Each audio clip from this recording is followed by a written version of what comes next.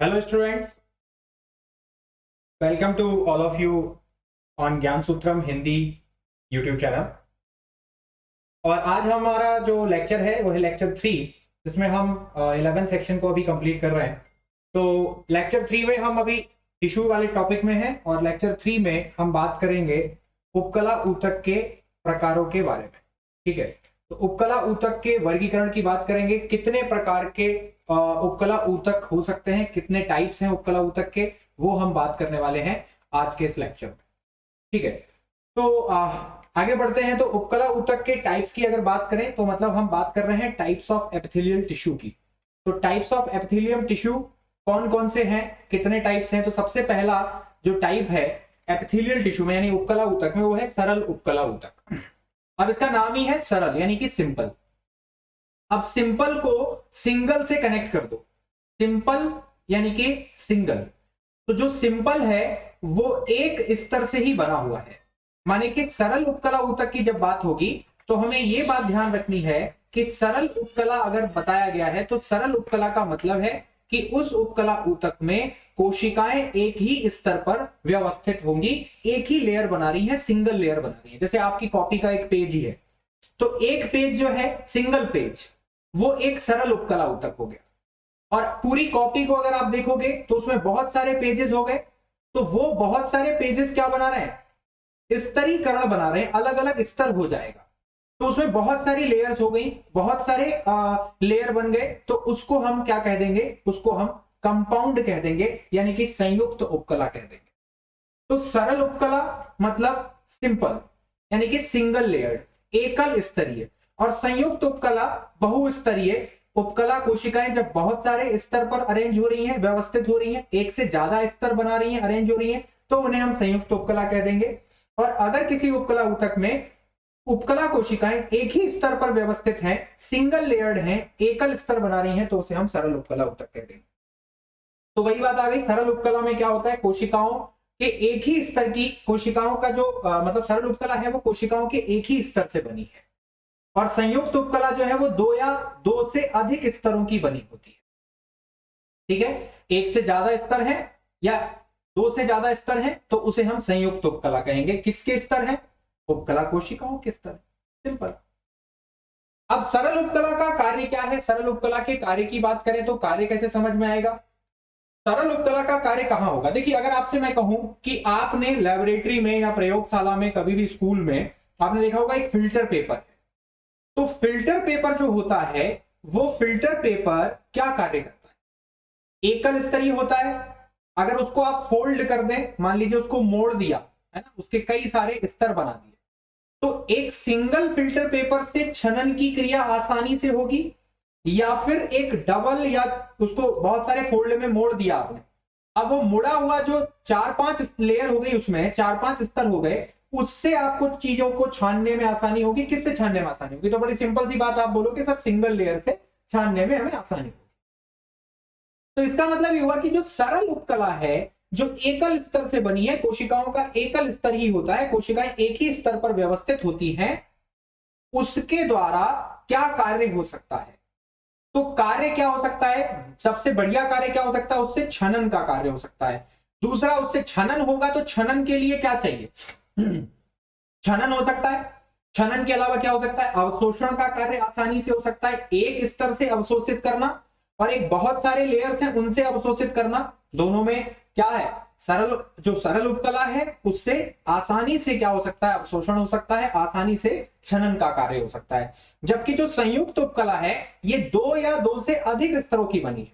अब दो स्तर से ज्यादा स्तर हो गए, मान लीजिए यही मैं कह रहा हूं कि ये मेरे हाथ है, ठीक है, ये दो स्तर हैं।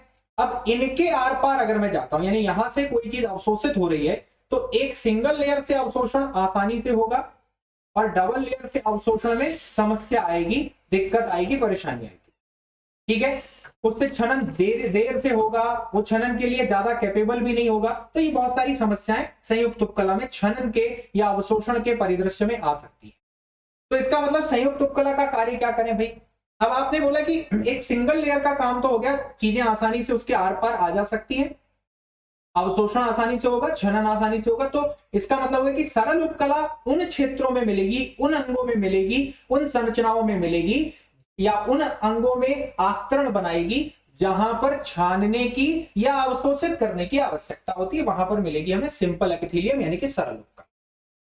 अब आती बात, सवाल ये आ गया आपके दिमाग में कि सर फिर संयुक्त कहां मिलेगी? तो संयुक्त क्या है? मोटा आवरण हो गया एक तरह से देखा जाए, क्योंकि ये मल्टीपल लेयर्ड है, बहुत सारे आस्तरण है, एक से अधिक, दो से अधिक, तो दो या दो से अधिक, तो उससे अधिक जब आस्तरण होंगे, उससे ज्यादा लेयर्स होंगी, तो मोटी लेयर का काम क्या होता है? किसी भी मोटे कपड़े का काम क्या होता है? कवर करना, प्रोटेक्शन देना। हम प्रोटेक्शन के लिए, जैसे गाड़ी का कवर होता है, गाड़ी पे कवर लगाते तो वो मोटी लेयर होती है, पतली नहीं होती, ठीक है। या किसी भी चीज को कवर करने के लिए आप क्या कर रहे हैं? कवर करने के लिए आप मोटे जो लेयर है या थिक लेयर का इस्तेमाल करते हो, मोटे स्तरों का इस्तेमाल करते हो, तो उसका काम क्या हो गया? प्रोटेक्शन। तो संयुक्त उपकला का मुख्य कार्य क्या हो जाएगा? प्रोटेक्शन के लिए काम करेगा, यानी कि हमारे अंगों में जहां भी हमें प्रोटेक्शन की रिक्वायरमेंट है, प्रोटेक्शन करने के लिए वहां पर कौन से आस्तरण बनेंगे? संयुक्त उपकला के आस्तरण बनेंगे। बात समझ में आ गई थी? अब इनके भी फर्दर क्या आ जाते हैं? प्रकार है। तो देखिए, संयुक्त उपकला का कार्य आ गया, इसका कार्य रक्षात्मक है, जैसे हमारी त्वचा। तो मैं त्वचा के बारे में पीछे के लेक्चर में बता चुका हूं, आप जाके देखिए। तो मैंने बताया था त्वचा एक क्या है? अंग है, और इस त्वचा में संयुक्त उपकला है। समझ रहे हैं? संयुक्त उपकला है, क्योंकि त्वचा एक अंग है तो इसमें अन्य ऊतक भी है, उपकला ऊतक भी है, आपका संयोजी ऊतक भी है, तंत्रिका ऊतक भी है, और आपका पेशी ऊतक भी है। तो त्वचा एक अंग है और इसमें बहुत सारे ऊतक हैं, ठीक है। तो इसमें संयुक्त उपकला का क्या होता है? त्वचा में रक्षात्मक आवरण होता है, तो ये संयुक्त उपकला का आवरण है, ठीक है। उसके ऊपर तो अभी त्वचा के बारे में डिटेल में बात कर लेंगे अपन आगे, ठीक है। तो अभी देखिए इसमें क्या होगा, ये जो आपका डायग्राम है ये क्या है? एक सिंगल लेयर डायग्राम। इसमें जो कोशिकाएं आप देख रहे हैं वो एक ही लेयर में क्या है? व्यवस्थित। जबकि इस वाले में देखोगे, इस डायग्राम में आप देख रहे हो, तो इस डायग्राम में क्या है? इस डायग्राम में आप देख रहे हो कि नीचे से काफी सारे लेयर्स हैं, ठीक है ना, एक से ज्यादा लेयर है, ठीक है, दो लेयर है, फिर एक और लेयर है, तो इस तरह से दो लेयर्स है। और नीचे क्या है? जो येलो कलर से आपको दिखाई दे रहा है, जो नीचे है वो क्या है? इसमें भी जो नीचे जो टिश्यू है वो टिश्यू कौन सा है? ये वाला जो टिश्यू है वो कौन सा टिश्यू है? वो है आपका संयोजी ऊतक, ठीक है। तो ये आपका जो है, ये क्या हो गया आपका? ये आपका सरल उपकला ऊतक का उदाहरण है। सरल उपकला ऊतक का डायग्राम दिख रहा है आपको, इसमें कोशिकाएं एक ही स्तर पर व्यवस्थित है, और इसमें आपको क्या दिख रहा है? एक से ज्यादा स्तर बन रहे हैं, एक से ज्यादा स्तर बन रहे हैं। तो ये क्या हो गया? मल्टीपल लेयर्ड हो गया। ये अधिक, इसमें क्या एक से या दो या दो से अधिक स्तर हैं, तो ये आपका संयुक्त उपकला, ठीक है। अब यहां बात खत्म नहीं होती, यहां से बात शुरू हुई बेटा। अभी तो क्या हुआ है? अभी कहानी शुरू हुई है। तो अब क्या होगा साहब? अब इनके भी आगे क्या है? फर्दर प्रकार हैं, ठीक है। अब इनमें कौन कौन से प्रकार है? तो सबसे पहले सरल उपकला के प्रकार पढ़ेंगे, फिर संयुक्त उपकला के प्रकार पढ़ेंगे, फिर उनके प्रकारों में भी क्या है? रूपांतरण है, किसके? प्लाज्मा मेम्ब्रेन के। उसके आधार पर उनमें भी क्या बन जाते हैं? बहुत सारे प्रकार बन जाते हैं। तो कोशिकाओं के संरचनात्मक रूपांतरण या आकृति के आधार पर, ठीक है, हम सरल उपकला के प्रकार को बताएंगे। तो कोशिकाओं की संरचना और उनकी आकृति के आधार पर हम क्या करेंगे? सरल उपकला के प्रकारों की बात करेंगे। तो जिसमें क्या है? सरल सल्कीय उपकला सबसे पहला टाइप है, simple squamous epithelium. Simple squamous का मतलब क्या है? तो जी स्क्वैमस का मतलब यह है, इसमें जो कोशिकाएं आपको दिखाई दे रही हैं, ये जो कोशिकाएं हैं ये सल्क के समान चपटी कोशिकाएं हैं। तो इसलिए कोशिकाओं की आकृति के आधार पर आपने इसको कहा है सरल सल्कीय उपकला ऊतक। इसमें आप कोशिकाओं को देख रहे हैं, कोशिकाओं को ऊपर से देख रहे हैं, तो देखिए क्या दिख रहा है? सल्कीय कोशिकाएं हैं, चपटी कोशिकाएं हैं, फ्लैट सेल्स हैं, सल्क के समान है, ठीक है। इसलिए इन्हें क्या कहा जाता है? इस ऊतक को हम क्या कहते हैं? सरल सल्कीय उपकला ऊतक कहते हैं। सरल सल्कीय उपकला ऊतक, सिंपल सी बात है, हम सिंपल पढ़ रहे हैं तो सिंपल में क्या होगा? एक ही परत होगी उपकला कोशिकाओं की। कोशिकाएं आकृति में सल्क के समान चपटी होती हैं, ठीक है। लेकिन इनके साइड्स अगर देख रहे हैं, ये कॉर्नर्स अगर देख रहे हो, तो ये कॉर्नर जो है, ये कॉर्नर जो है वो क्या है? कॉर्नर जो है वो लहरदार दिखाई दे रहे हैं, अनियमित है, ठीक है, अनियमित है। ये नियमित नहीं, आप देखिए इसको, देखिए ये देखिए, इधर से देखेंगे तो ये क्या है? ये अनियमित किनारे हैं, ठीक है। इसलिए इसके कुछ और नाम भी रखे गए। क्या नाम रखे गए? इसे लहरदार उपकला ऊतक भी कहा जाता है, तो उसकी बात भी करेंगे। इसे टाइल्स के समान, फर्श पर लगी हुई टाइल्स, देखिए टाइल्स क्या है, आप देखिए अपने घर में टाइल्स देखते हैं तो टाइल्स को क्या है, बिल्कुल सट कर जोड़ दिया जाता है। तो अब यहां पर जो नीट में क्वेश्चन आता है ना, वहां पर हम गड़बड़ क्या करते हैं, हम क्या करते हैं, एक है पेवमेंट एपिथेलिया बोलना, खड़ंजी उपकला हिंदी में बोले, पर इंग्लिश में याद रखोगे ज्यादा अच्छा है। पेवमेंट एपिथेलिया, पेवमेंट का मतलब होता है टाइल्स, ठीक है। तो टाइल्स किस आधार पर कहा गया, टाइल्स के समान उपकला ऊतक क्यों कहा गया। दूसरा है लहरदार उपकला ऊतक, जिसको कहते हैं टेसिलिटेटेड। तो टेसिलेटेड उपकला ऊतक क्यों कहा गया, उसका कारण अलग है। फर्श के समान उपकला ऊतक क्यों कहा गया, टाइल्स के समान उपकला ऊतक क्यों कहा गया, उसका कारण अलग है, और दोनों कारण पे क्वेश्चन पूछ लेता है। तो हम दोनों कारण को मिला के ध्यान से समझ लेना। तो क्या होगा साहब, पहला हम पढ़ रहे पेवमेंट क्यों कहा, खड़ंजी उपकला, खड़ंजा देखा ना गांव में अपने सड़कें होती है तो उसपे ईंटें जो है एक दूसरे से सटाकर लगा दी जाती है, ऊपर से मिट्टी या रेत डाल देते हैं तो खड़ंजा तैयार होता है। तो ईंटों को सटाकर लगा दिया गया, आजकल तो वो सीमेंटेड ईंटें आ गई भाई साहब, उनको बिल्कुल एकदम डिजाइनदार है और एक दूसरे में फिक्स हो जाती है। तो ऐसे ही आपकी सिंपल स्क्वैमस यानी कि सरल सल्कीय उपकला कोशिकाएं एक दूसरे के साथ में क्या हो रही है, देखिए इस डायग्राम में देख रहे हैं ना आप, ये डायग्राम में देखिए टाइल्स के समान एक दूसरे के साथ क्या है, बिल्कुल सटकर जुड़ी हुई है, फर्श के समान दिख रही है, ठीक है। तो इसलिए इसे हम क्या कहते हैं, पेवमेंट। तो पेवमेंट क्यों कहा, पेवमेंट एपिथेलिया क्यों कहा, खड़ंजी उपकला क्यों कहा, इसलिए कहा क्योंकि जो सल्कीय कोशिकाएं हैं, सल्कीय उपकला कोशिकाएं हैं, वो टाइल्स के समान प्रतीत हो रही हैं, फर्श पर लगे किसी टाइल्स के समान प्रतीत होती हैं और सटकर परस्पर जुड़ी होती हैं, इसलिए उसे क्या कहते हैं, खड़ंजी उपकला यानी कि टेसिलेटेड सॉरी पेवमेंट एपिथेलिया कहते हैं। और दूसरा है, इसे ही क्या कहते हैं, लहरदार उपकला भी कहते हैं। तो वेवी, वेव लाइक, वेव का मतलब क्या होता है, लहर। तो लहरदार कहां से दिख रही है, ये अपने किनारों से अनियमित होती है। ये जो उपकला ऊतक है इसको अगर हम देखेंगे तो ये अपने किनारों से क्या होता है, अनियमित होता है, ठीक है। क्योंकि कुछ स्थानों पर ये तरंगित दिखाई देता है। तरंगित कहां दिखाई दे रहा है, कुछ स्थान मतलब कौन से, जो फ्री सरफेस दिखाई देंगी, ये जो फ्री सरफेस है, ये फ्री सरफेस है, ठीक है। तो ये जो साइड सरफेसेस हैं, एक्चुअली फ्री सरफेस तो ऊपर वाली बेसिकली हम बोलते हैं, पर ये जो साइड सरफेसेस हैं इनसे क्या दिख रही है, हमें लहरदार दिखाई देती है। तो इसीलिए इसको क्या कहते हैं, वेवी एपिथेलिया कह सकते हो, वेव लाइक एपिथेलिया कह सकते हो, टेसिलेटेड कहते हैं इंग्लिश में, और हिंदी में कहते हैं लहरदार उपकला ऊतक। तो टेसिलेटेड वर्ड भी ध्यान रखिएगा, उसको नोट कर लीजिएगा, ठीक है। टेसिलेटेड क्यों कहा और हमने बाकी।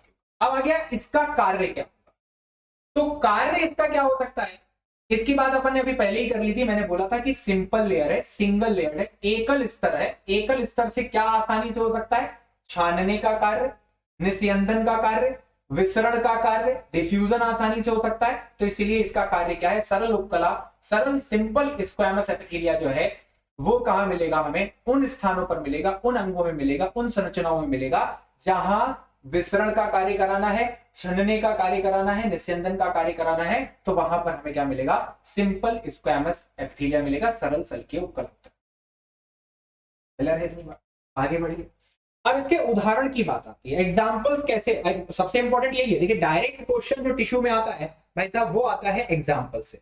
तो मैं एबीसीडी नहीं पढ़ा रहा हूं, लेकिन तुम्हें एक बेस्ट मेथड बता देता हूं कि आपको सरल सल के सिंपल स्क्वैमस के एग्जांपल्स याद रहे, ठीक है। तो सिंपल स्क्वैमस के एग्जांपल्स को समझने के लिए क्या करना पड़ेगा, तो सबसे पहले एक तो याद कर लो एम्बे। एम्बे क्या है, तो ए से क्या डिनोट करेंगे, एल्वियोलाई, यानी कि वायु कोष्ठ, वायु कूपिकाएं जो आपके लंग्स में है, उनका जो आंतरिक आस्तरण है, अंदर देखिए तो जो आंतरिक आस्तरण है वो कैसा है, वो किससे मिलकर बना है, वो बना है सरल सल्कीय उपकला ऊतक से। सिंगल लेयर्ड है क्योंकि वहां से क्या हो रहा है, वायु को आप वायु से क्या कर रहे हैं, ऑक्सीजन का अवशोषण कर रहे हैं, कार्बन डाइऑक्साइड क्या हो रही है, डिफ्यूज होके वापस कूपिकाओं में जा रही है और वहां से वो आपके नासा द्वार से बाहर निकलेगी।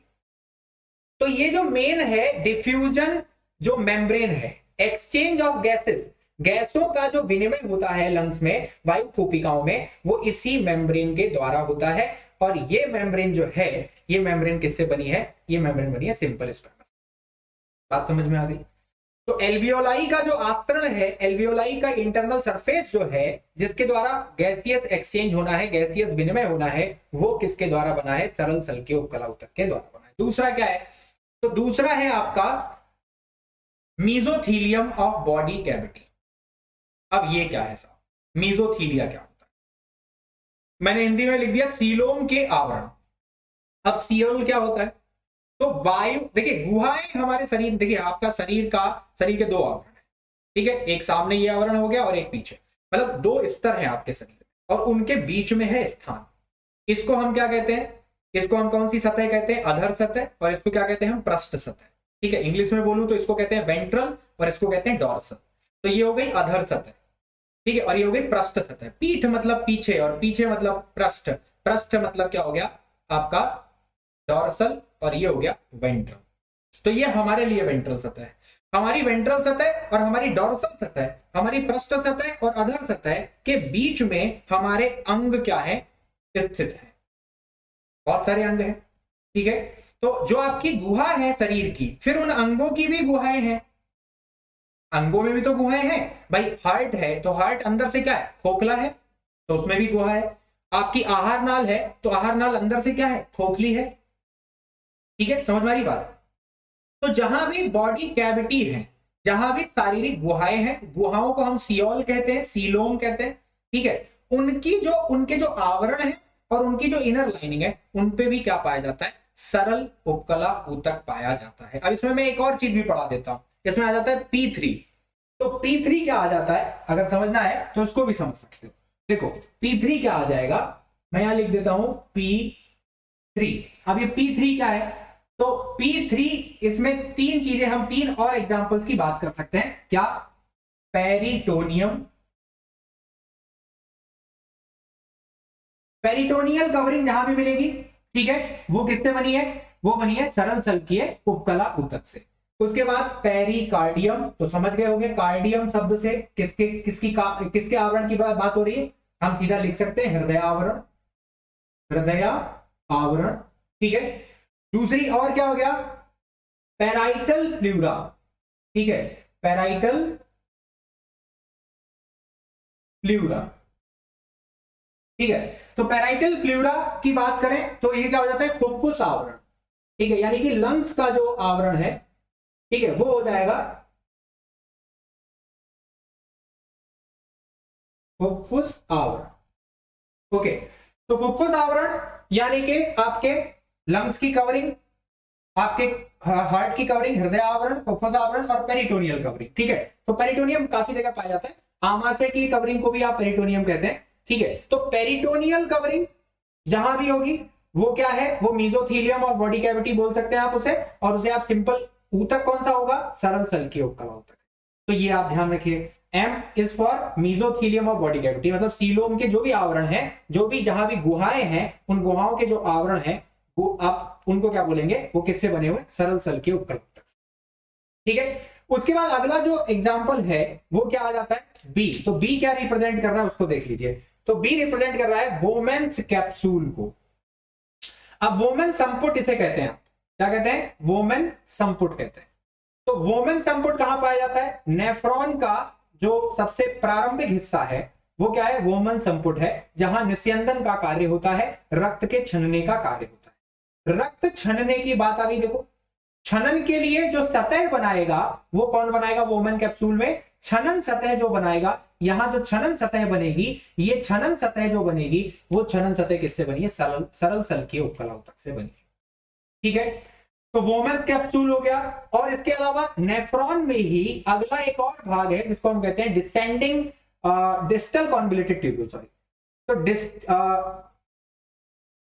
ठीक है, डिस्टल कॉन्वोल्यूटेड ट्यूब्यूल में तो क्यूबाइडल हो जाएगा। यहां पर होगा आपका descending limb of Henley loop. Henley का जो लूप है नेफ्रॉन में, वो नेफ्रॉन में लूप ऑफ हेनली, वो भी किससे बना है? डिसेंडिंग लिम्ब से उसका, वो भी किससे बना? सरल सल्कीय उपकला ऊतक, ठीक है। उसके बाद आ जाता है एंडोथीलियम।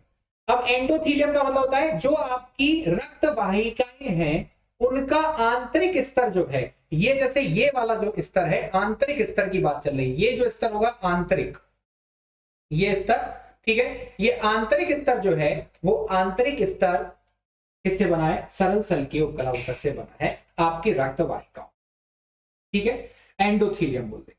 तो रक्त वाहिनी का आंतरिक स्तर, ठीक है। लसिका वाहिनी का भी आंतरिक स्तर किससे बना होता है? सरल सल्कीय उपकला ऊतक से बना होता है, क्योंकि हमारी रक्त वाहिकाओं और लसिका वाहिकाओं के आर पार बहुत सारी चीजें क्या होती हैं? डिफ्यूज होती रहती है।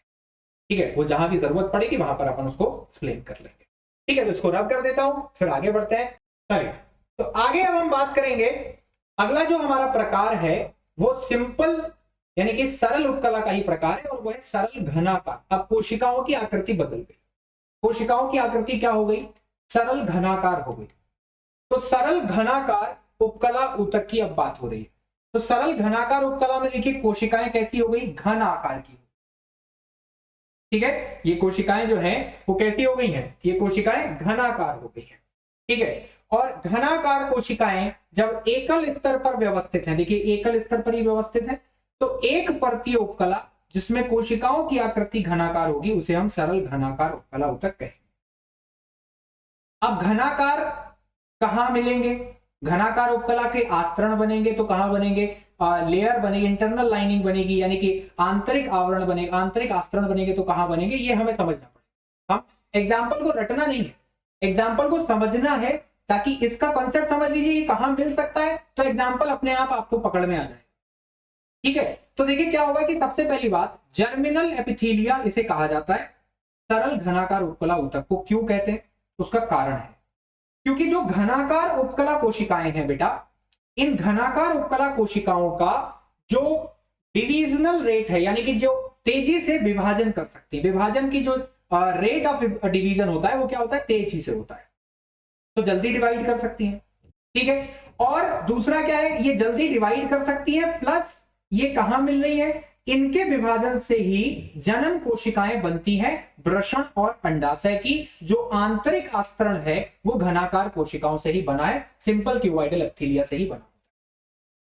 अब वृषण में शुक्राणुओं का निर्माण होता है, अंडाशय में अंडाणुओं का निर्माण होता है। तो वो जो कोशिका स्तर है आंतरिक अंग में, वृषण हो या अंडाशय हो, दोनों में जो आंतरिक कोशिकाएं होती हैं, स्पर्मेटोगोनिया सेल्स हैं, ऊगोनिया सेल्स हैं, ठीक है, प्रीमोर्डियल गोनेडल सेल्स हैं, ये किससे बनी है? ये स्तर किससे बने हुए हैं? ये स्तर आपके सरल घनाकार कोशिकाओं से बने, इसलिए इसको जर्मिनल एपिथेलिया भी कहा जाता है, क्योंकि ये वृषण और अंडाशय के आंतरिक आस्तरण बनाने का कार्य क्या है वैसे, और कहां मिल सकता है? तो इस उपकला का मुख्यतः कहां मिलेगा? अवशोषण, उत्सर्जन और श्रावण। तो आप बोलोगे सर सिंपल स्क्वैमस भी तो वही मिल रहा है, वो तो कहां मिल रहा है? वो सिर्फ अवशोषण और छनन में मिलेगा। ये उत्सर्जन और श्रवण में भी मिलेंगे, इनका मुख्य कार्य श्रावण से संबंधित है। हालांकि ये अवशोषण क्षेत्र भी बनाते हैं कई जगह, परंतु ये मुख्य रूप से उत्सर्जन और श्रवण के क्षेत्रों में मिलेंगे। जिन अंगों में श्रवण और उत्सर्जन का कार्य होगा वहां पर आपको क्यूबाइडल एपिथेलिया भी मिलेगा। ठीक है, तो क्या उदाहरण हो सकता है? तो vesicles of thyroid gland, thyroid gland जानते हैं, थायराइड ग्रंथि। तो थायराइड ग्रंथि की जो पुटिकाएं हैं वो सरल घनाकार उपकला ऊतक की बनी है। ठीक है, एक्नी ऑफ पेनक्रियाज, पेनक्रियाज यानी कि अग्न्याशय में एक्नी कोशिकाएं होती हैं जिनसे कि अग्न्याशयी रस का निर्माण होता है, तो वहां ये श्रावण का कार्य, समझ में आ रहा है? ग्रंथियों में श्रावण का कार्य कर रहे हैं। तो एक्नी सेल्स जो है, एक्नी कोशिकाएं जो हैं अग्न्याशय की, वो क्या बनाती हैं? वो पेनक्रियाटिक जूस का निर्माण करती है, तो वहां पर ये श्रवण का कार्य कर रहा है, श्रावण का कार्य।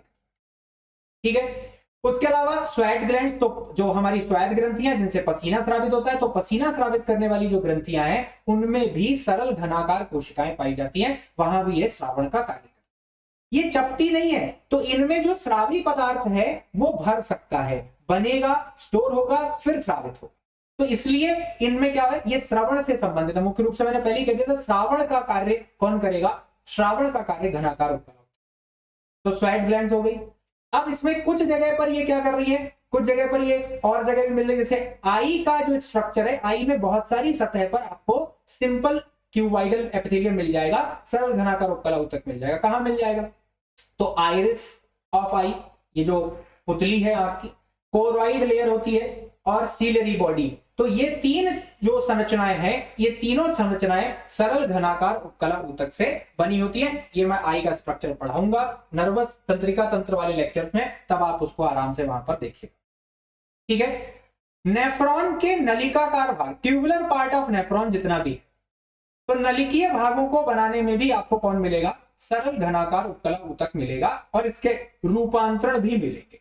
जैसे सरल समीपस्थ कुंडलित नलिका पीसीटी, तो वहां पर एक रूपांतरण मिलेगा, माइक्रोविलाई मिलेंगे, पीछे पढ़ा दिया पिछले लेक्चर में, और ये इसके ऊपर रूपांतरण होगा, किसके ऊपर, घनाकार कोशिकाओं के ऊपर।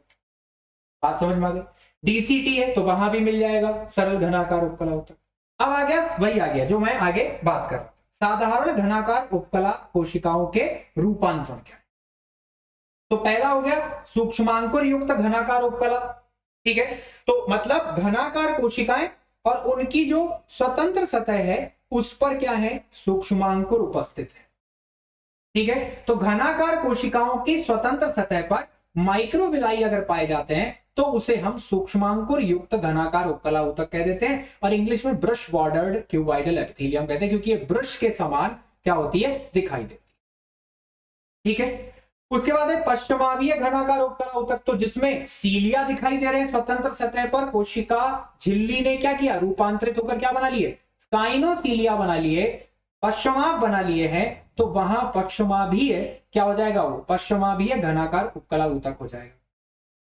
तो सूक्ष्मांकुर घनाकार उपकला ऊतक कहां मिलेगा, इसके लिए एग्जाम्पल कैसे याद करें सर, तो कोई बात नहीं साहब, अभी तो पीछे समझा के आया हूं। सूक्ष्मांकुर का कार्य क्या है, अवशोषण क्षेत्र को बढ़ाना, और सिंपल है, संयुक्त नहीं है, सिंपल है, उसमें एक रूपांतरण हो गया, क्या, जिसके ऊपर क्या मिल गई आपको, माइक्रोविलाई, तो माइक्रोविलाई यानी कि सूक्ष्मांकुर, तो ये अवशोषण का कार्य करेगा, ठीक है।